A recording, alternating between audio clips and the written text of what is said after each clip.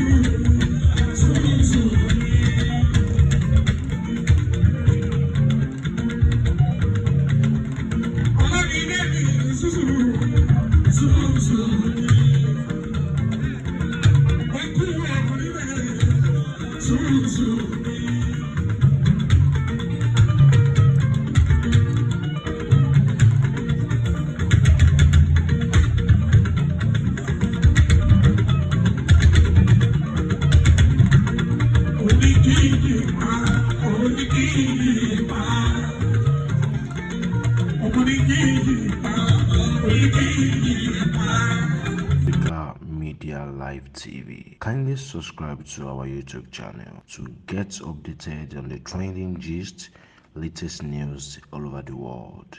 Like our page, subscribe, and share with friends. Thank you.